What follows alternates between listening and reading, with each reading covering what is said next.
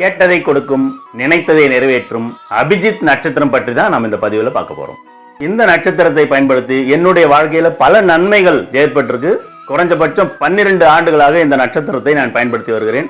என்னிடம் ஜாதகம் பார்க்க வரவங்களுக்கும் இந்த நட்சத்திரத்தை பற்றி சொல்லி அவங்களுடைய ஆசைகளை எல்லாமே நிறைவேற்றி கொடுத்திருக்கிறேன். அபிஜித் நட்சத்திரம் அப்படின்னா என்னன்னு பார்க்கலாம். உத்திராடம் நட்சத்திரம் முடிந்து திருவோணம் நட்சத்திரம் தொடங்கக்கூடிய அந்த இடைப்பட்ட 24 நிமிடங்களைத்தான் அபிஜித் நட்சத்திரம் அப்படின்னு நம்ம சொல்றோம். இந்த அபிஜித் நட்சத்திரம் எப்போது வருகிறது அப்படின்னு பார்க்கலாம். 19/1/2026 திங்கட்கிழமை காலை 11:41 தொடங்கி நண்பகல் 12:06 முடிவடைகிறது. இந்த 24 நிமிடத்தை தான் அபிஜித் நட்சத்திர நேரம் அப்படின்னு சொல்றோம்.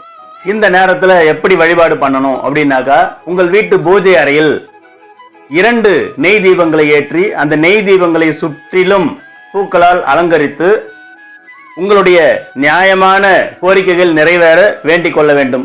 முதலில் விநாயக பெருமானையும் உங்களுடைய குலதெய்வத்தையும் இஷ்ட தெய்வத்தையும் வேண்டிக் கொள்ள வேண்டும். பிறகு ஓம் அபிஜித்யாய நமக, ஓம் அபிஜித்யாய நமக, ஓம் அபிஜித்யாய நமக என்று அந்த 24 நிமிடமும் கூறி உங்கள் ஆசையை நிறைவேற்றி கொள்ள வேண்டுங்கள்.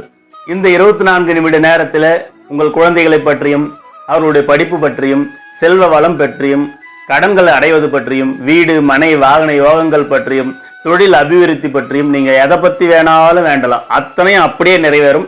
ஆனா எல்லாமே உங்களுடைய நியாயமான ஆசைகளாக இருக்க வேண்டும். அடுத்தவங்க நல்லா இருக்கணும்னு தான் வேண்டுமே தவிர அடுத்தவங்க கெட்டு போகணும்னு வேண்டக்கூடாது.